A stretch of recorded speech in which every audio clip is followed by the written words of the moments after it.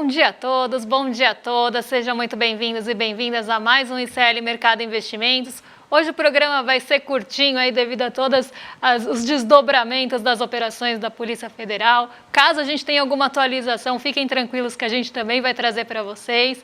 Mas hoje é um dia também importante, a gente vai passar pelos principais pontos aí do dia, o IPCA, que acabou vindo um pouquinho acima do esperado. A gente tem entrevistado e a gente vai falar como é que o mercado reagiu a tudo isso ou não nessa manhã.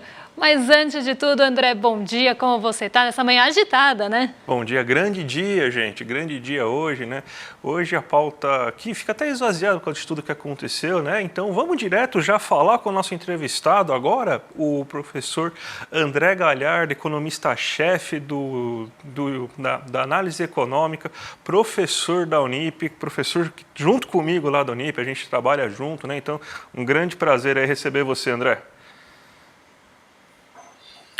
Bom dia a todos, o prazer é todo meu, agradeço imensamente o convite, é muito bom estar aqui ao lado de tanta gente boa, sobretudo ao seu lado, André, grande amigo, competente profissional. Oh, muito obrigado. Vamos falar um pouco de conjuntura econômica aí, porque o ano de 2023 acabou, estão saindo os últimos dados, né? Comércio decepcionando agora no final desse ano, do final de 2023, indústria surpreendendo. Amanhã saem os dados do setor de serviços, né? Então, o que você acha que o PIB e o final do ano, né, que o PIB do ano passado vai acabar mostrando para a gente sobre o resumão aí de 2023, André? Beleza, André. Olha, a gente manteve, apesar do resultado negativo, né, de varejo, o varejo teve uma queda muito pronunciada. A gente teve algumas surpresas, né, com dados de dezembro. Apesar disso, a gente manteve um crescimento de 0,3% no último trimestre de 2023. E se esse número se materializar, a gente vai ter um crescimento anualizado aí de 3,1%, que é bastante significativo, né, já que a gente percebeu ao longo do segundo semestre um processo de desaceleração, de perda de ritmo da atividade econômica, né? Começou com os indicadores de confiança e depois isso acabou se espraiando para os indicadores de atividade propriamente ditos, né? Então, o que sustenta essa nossa análise de um crescimento de 0,3% é essa evolução muito favorável da indústria brasileira, né, que surpreendeu para cima em dezembro, um crescimento de 1,1% na margem, um quinto crescimento mensal consecutivo.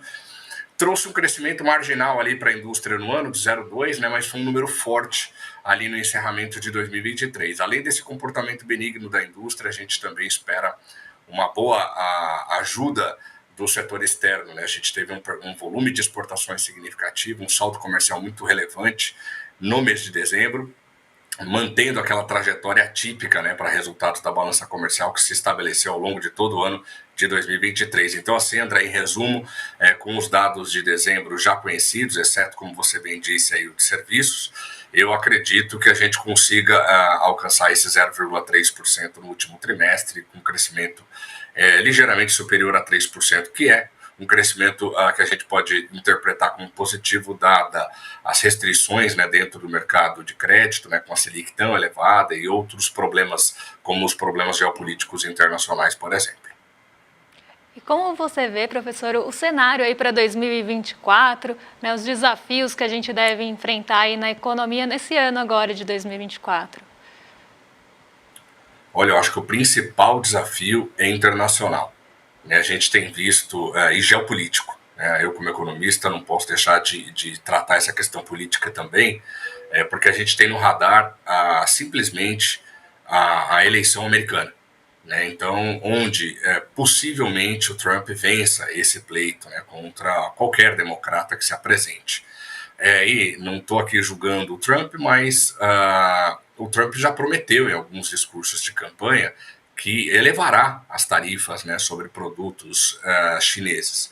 Isso pode causar problemas inflacionários e trazer problemas, né, dentro da cadeia produtiva global, como a gente viu ao longo da guerra na Ucrânia, ao longo dessa crise, né, dessa guerra no Oriente Médio. Então, eu acho que o principal elemento que pode trazer algum entrave para a economia brasileira, a economia global como um todo, é geopolítico e virá do setor externo, né? Além disso, a gente tem os eventuais impactos recessivos do aumento da taxa de juros na Europa e nos Estados Unidos, ou seja, será que finalmente o ano de 2024 será marcado pelos reflexos contracionistas desse aumento da taxa de juros que a gente viu ao longo dos últimos meses? Então, esse é um fator que pode influenciar significativamente a nossa economia e trazer, né, uma perda de dinâmica, uma perda de dinamismo da economia nacional ao longo de 2024. Eu gostaria de fazer um comentário breve aqui sobre, são muitos temas, né, sobre economia. Eu gostaria de trazer um tema que é caro a nós brasileiros, sobretudo, né, que é o comportamento da inflação. Tenho visto a projeção de dados muito benignos, né, para a inflação brasileira, a própria projeção do Banco Central antevê aí uma variação de 3,5% do IPCA, acima do centro da meta, que é de 3%, mas num patamar bem abaixo daquilo que foi registrado em 2023 e bem abaixo da média histórica do Brasil, né? E os dados de janeiro, como o Campedelli já bem adiantou também, vieram acima da leitura do mercado. Eles vieram abaixo de dezembro, mas acima da leitura de mercado, e os dados qualitativos, como núcleo de inflação, difusão, mostram um cenário que não é tão benigno quanto defende algumas entidades do mercado e o próprio Banco Central. Então, a gente torce aqui para que o ciclo de queda da Selic prevaleça ao longo do primeiro semestre, mas é só um ponto de atenção, nada que fuja do controle, como a gente viu em 2021, 2022 e parte de 2023, mas é um ponto de atenção. Posto essa questão inflacionária, a gente está projetando um crescimento de 2,1% para 2024, é um crescimento menor do que a gente deve ver em 2023, mas representa bem a nossa capacidade de crescer, né? A gente cresceu forte depois da pandemia com um processo de retomada. Antes da pandemia, a gente cresceu 1,2, 1,3, 1,8, 1,5. Esse é o padrão do Brasil. Para crescer um pouco mais rapidamente, a gente precisa resolver os nossos problemas estruturais, e isso demora bastante tempo. Excelentes apontamentos, André. A gente está com um tempo mais curto hoje, né? Então acabaram não sendo 10 minutos de entrevista e tal. Mas você com certeza vai voltar aqui, porque o espaço está sempre aberto quando você precisar aqui. Fique tranquilo aí, a gente é bastante amigo, então o espaço vai estar sempre aberto aí para você. Você vai voltar outras vezes, tá certo? Só as últimas palavrinhas aí para você agradecer aí todo mundo. André, muito obrigado. Eu entendo perfeitamente essa correria, né, aí de vocês, sem problema nenhum, e eu estou à disposição para outras entrevistas. E novamente agradeço o convite. Muito obrigado. Obrigado a você. Vamos falar rapidinho aqui da inflação, né? A gente tem a inflação que saiu hoje, né? A gente vai mostrar direto aquele gráfico da inflação para vocês entenderem qual que foi o impacto da inflação no dia, né? Já vamos direto para o gráfico, porque a gente teve novamente o preço dos alimentos sendo o grande vilão da inflação nesse momento. Você vê que só cebola e farinha de trigo tiveram quedas, mas você vê quase 30% na batata, 43,8% da cenoura. Então, você teve uma alta muito expressiva do preço dos alimentos e isso puxou a inflação para cima. Problemas climáticos, o nosso chat fala toda hora, né? Secas em regiões do Brasil, chuvas excessivas em outras, isso está pressionando o preço dos alimentos. E o que está segurando o preço o que está segurando a inflação como um todo é justamente os bens energéticos, né? Os combustíveis e energia elétrica, caindo 0,64%, 0,31% a gasolina, 1,55% o etanol e 1% o diesel. Então, a gente está nessa dinâmica inflacionária agora, né? Crescendo o preço dos alimentos e sendo uma coisa pior para as pessoas com menor renda, mas os combustíveis, que é uma coisa que agrada mais a classe média, por exemplo, segurando a inflação e tendo uma queda, né? Débora, essa zona toda que aconteceu hoje, né? O PF batendo na porta de pessoas importantes, prisões e tudo mais, o mercado foi afetado por isso? Acho que não, né? Não foi.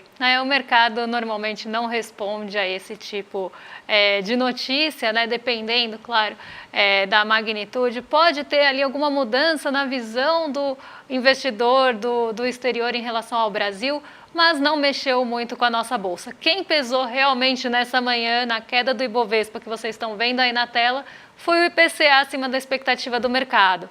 O mercado projetava um IPCA, né, uma inflação de 0,35 para esse mês de janeiro, E a gente teve aí a inflação em 0,42, isso acabou decepcionando um pouco o mercado. Então a gente vai aí para a segunda, pelo menos nessa manhã, segunda queda aí consecutiva do Ibovespa, porque ontem quem puxou a queda quem puxou o Ibovespa, quem puxou a queda foi justamente o Bradesco, que decepcionou com os seus números, levou o setor financeiro junto com ele aí para baixo.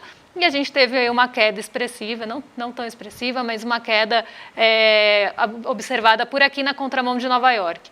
Hoje a gente tem alguns pontos que devem pesar, né? Então o cenário político é praticamente nulo nessa movimentação do Ibovespa. O IPCA está pesando bastante justamente porque ele mexe com as expectativas de juros futuros e hoje a gente não teve agenda aqui, mas tem mais dirigente do Fed falando lá nos Estados Unidos, então isso também pode mexer com a perspectiva aí dos juros futuros, tanto nos Estados Unidos e isso refletir aqui no Brasil.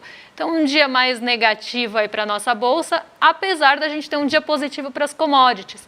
Como a gente teve aí, ainda está tendo um reflexo na China, e vocês estão vendo aí na tela que o Xangai Composto subiu 1,27 hoje, por lá os reflexos daqueles estímulos anunciados no meio da semana ainda estão ocorrendo, né? Então a gente vê aí o Xangai Composto subindo, mesmo num dia que a inflação ficou abaixo do esperado na China, trazendo preocupações em relação à demanda do país asiático, mas a gente consegue ver o Xangai Composto ainda em alta, refletindo aí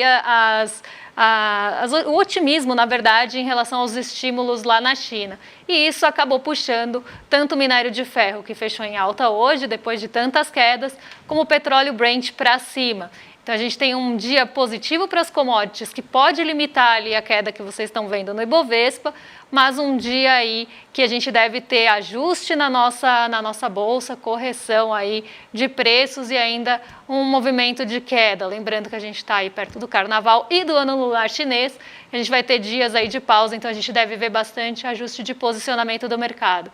O dólar sobe, mas não sobe tanto quanto a bolsa cai, sobe aí 0,11, acompanha bastante o movimento vindo lá do exterior, né? O dólar frente aos pares também se eleva hoje, então a gente vê 0,27 de alta em relação aos pares e 0,13 de alta do dólar em relação ao real, mas aqui o grande peso da nossa bolsa deve continuar ainda com aquele sentimento ruim em relação ao setor financeiro, com a decepção do lucro do Bradesco, e também aí com o IPCA pesando um pouquinho mais nos juros futuros hoje.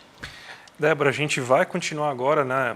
Para todo mundo aí que está vendo aí, a gente teve essa pausa para falar um pouquinho de economia, mas já vamos entrar agora com o William De Luca, agora no Rolê ICL, trazendo toda a repercussão, continuando a informar vocês sobre o caso, né? A Polícia Federal cumprindo 33 mandados de busca e apreensão, prendendo o general, batendo na porta do Bolsonaro. Então, tudo que aconteceu hoje, que tomou o noticiário, vocês vão continuar vendo aí com o William De Luca e a gente volta amanhã, né, Débora? Exatamente. Amanhã a gente está de volta com um pouco mais de calma. A gente vai trazer os dados com um pouco mais de detalhes aí para vocês a partir das 11. E agora, na verdade, vocês vão ficar com o Chico Sá e com o Guga Nublar e com o rolê. Eu sei que os rolezeiros já estão ansiosos aqui no chat, estão esperando aí o programa. Então, agora vocês seguem aí com o noticiário político e com toda a cobertura do que está acontecendo aqui no Brasil. Um abraço, gente. Até amanhã. Beijão. Até. Salve, salve família! Aqui quem fala é Renato Freitas, deputado estadual pelo Paraná. Estou aqui hoje para fazer um convite importantíssimo para vocês, para que participem no dia 18 de fevereiro, domingo, às 20 horas, da live que será realizada comigo e com o Eduardo Moreira. Eu falarei um pouco da minha experiência política e do valor da verdade dentro da política. A cabeça pensa onde os pés pisam. Eu atravessei alguns desertos e é sobre essas experiências que eu quero falar com vocês. Quer participar? É fácil. Se inscreve aqui no link abaixo e garanta a sua vaga. Firmeza? Tamo junto, um forte abraço.